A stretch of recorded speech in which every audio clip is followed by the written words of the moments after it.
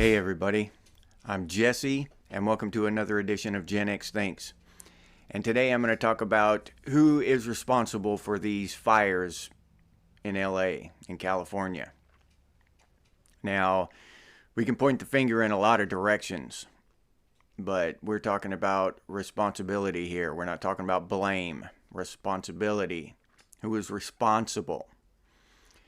Now, I've looked into this, done some research on the topic, and the government of LA, the mayor is named Karen Bass, and of course the governor is Gavin Newsom.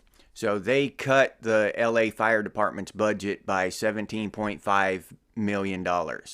They wanted to cut it by $23 million, but they were unable to get that much out, so they only raped it for $17.5 million. Not only that, they're injecting this DEI shit into the fire department. So they're hiring these people, and women and stuff can argue this, that they should be able to be firefighters and stuff. But for those of you who would argue that, I would ask you, if your family, if your children were about to be burned alive, who would you want going in to save them?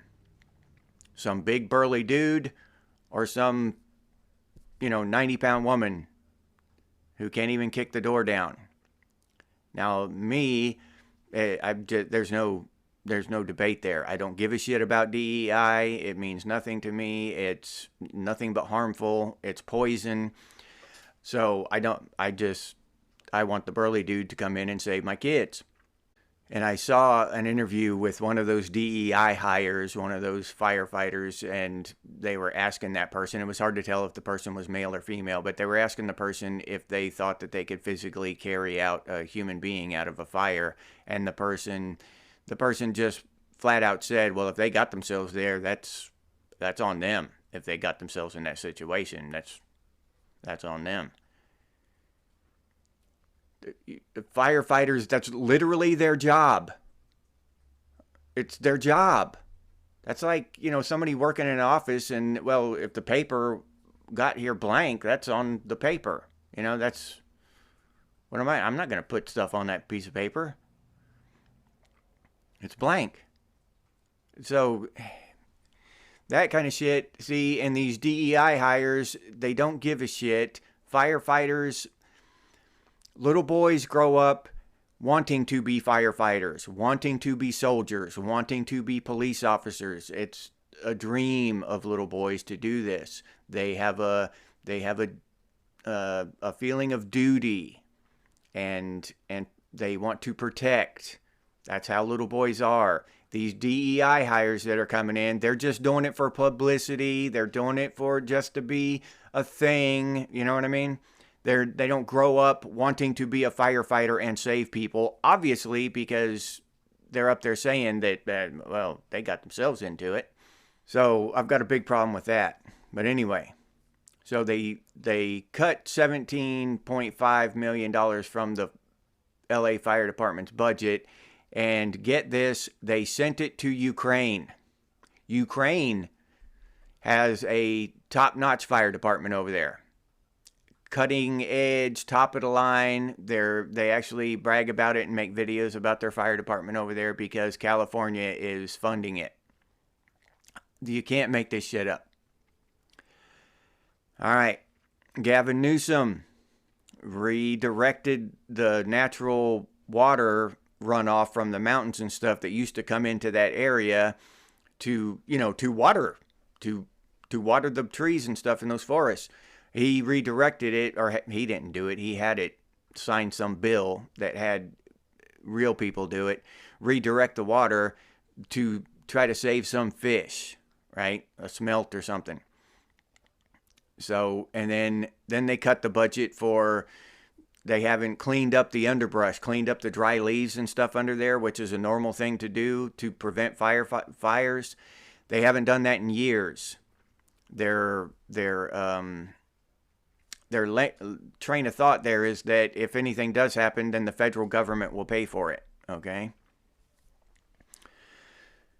So we've got all this political bullshit happening, all these politicians making these political decisions that enabled this fire, and because of the firefighters unable to do that, then it made the situation worse. Oh, not only that, the water that flowed down into the area left the fire hydrants completely dry. Yeah, they didn't have water in the fire hydrants to fight the fire with. So, we have that. Is it those politicians' fault? Or is it the people of California who elected them? Who keep electing these worthless sacks of shit? That's my question there. Who's responsible? If I don't know, if I let a poisonous snake into my house and it bites one of my dogs, who is responsible? The snake or me who put it in my house? It's a fair question. I know it's a snake. I know it's poisonous. So if I put it in my house, I can't be mad at the snake when it bites my dog. I put it in the house. I chose it. Now we have this, a person has been arrested. So it turns out that this whole conflagration was arson. Somebody started it on purpose. Destroyed, I don't know how many thousands of homes, killed, I don't know how many people. The loss of life wasn't great. You know, with fires coming toward you, you've got time to evacuate. But there were people that died trying to save their homes, trying to save their animals. So even one person died is too many. Even one home lost is too many. All right. So we have somebody started the fire. So I started looking into that, and I looked through DuckDuckGo, and all of the top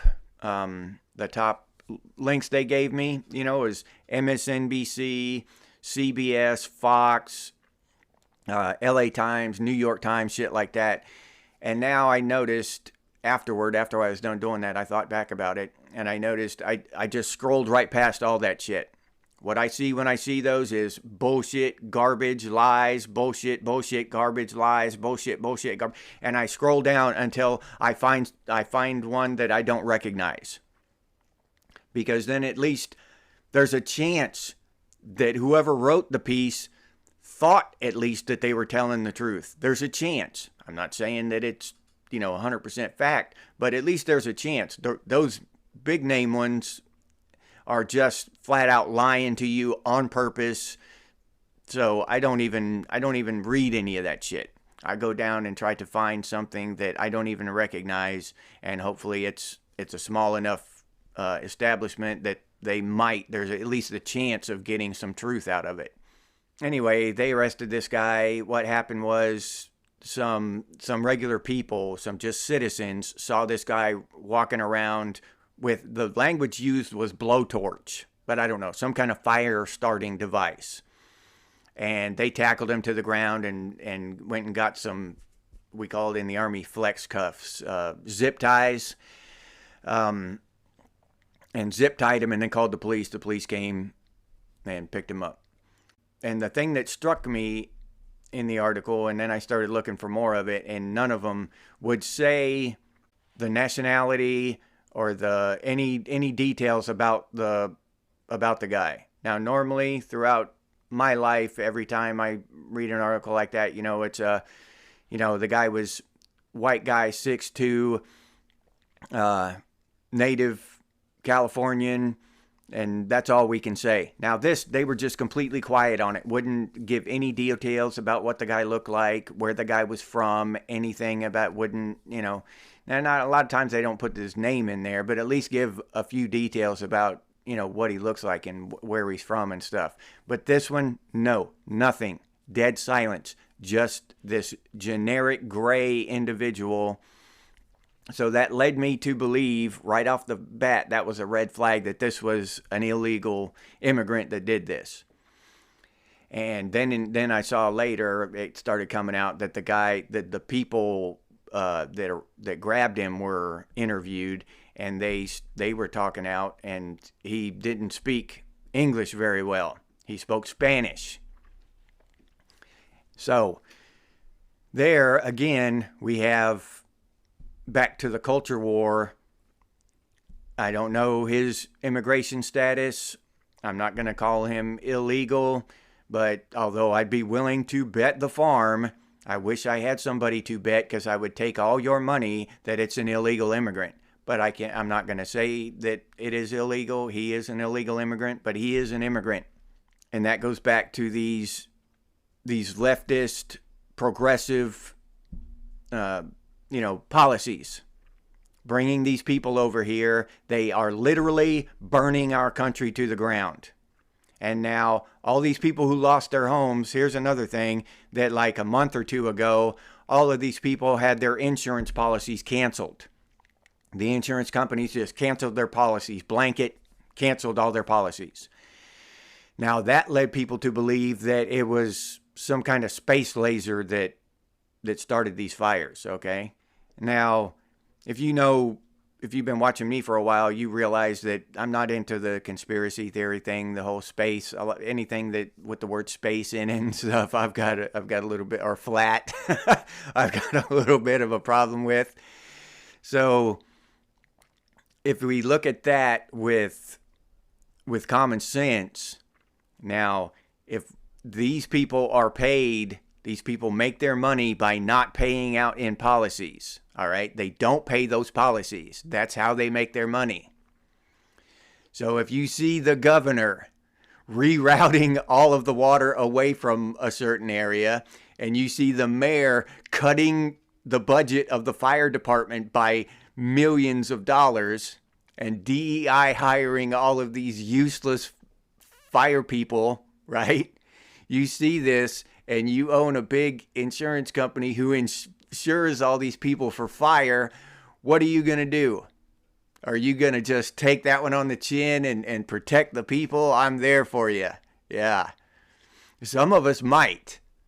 Some of us might have actually lobbied and drawn attention to this kind of stuff beforehand, before the fires could start. But not insurance companies. They just yank everybody's insurance. Cancel all their policies. So now all these houses that burn down, these people are just stuck with the bill. Now, on this also is just, to me, is stomach turning. Now, it's come out that I heard President Trump say that the federal government, i.e. the taxpayer, me and you, are going to pay for everything. We're going to foot the bill 100% for every home that burned down, all loss of... And again, I'm not saying that we shouldn't. I'm not saying that we shouldn't help these people. What happened to them is devastating. But I'm saying it's wrong that we have to. There should be laws in place that prevent this kind of shit, that prevent these insurance companies from yanking a fully paid policy that's not behind at all, from canceling these policies without 6 months notice. They shouldn't be able to do that. But now, again, it's up to me and you to pay for this shit.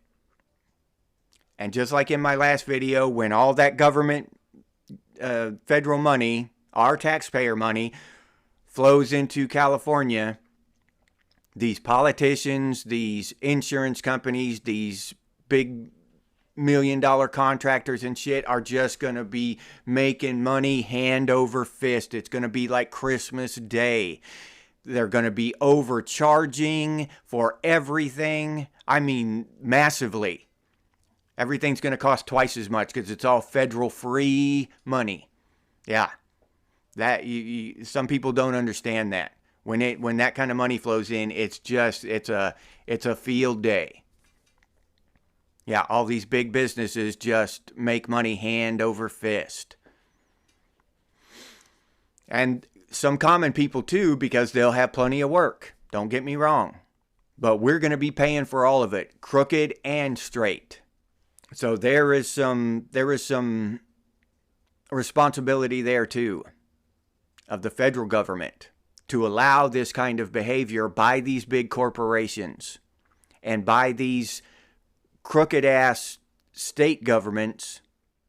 If you're aware of a problem and aware of these policies that are being made, why isn't there a red flag going up? Why aren't we across America told that, hey, LA is in a high danger area for fires and they're cutting their budget by $17 million and sending it to Ukraine? Why weren't we told this so we could raise a public outcry and have them change their minds on that stupid decision? Just the ridiculousness. And then they wonder why people are fleeing out of California by the droves, moving to Texas, moving to Tennessee, moving to Florida. All right, and all these houses that burnt down, how many of those people are going to rebuild there? How many of those people are going to stay there? Now, they've lost everything anyway. Good time to move. Great time to move. No time better. Really bad situation over there. We got these responsibility goes from Biden's handlers who have our border just wide open, down to the state government, down to the voters, and down to the arsonist.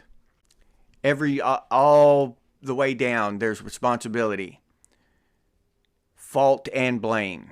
And I would blame just the deep state, progressive left-wing part of our government and society. I would blame them 100%. Because all of this shit started, 10, 15 years ago, and it's progressively gotten worse. And we're progressively feeling more and more pain because of it.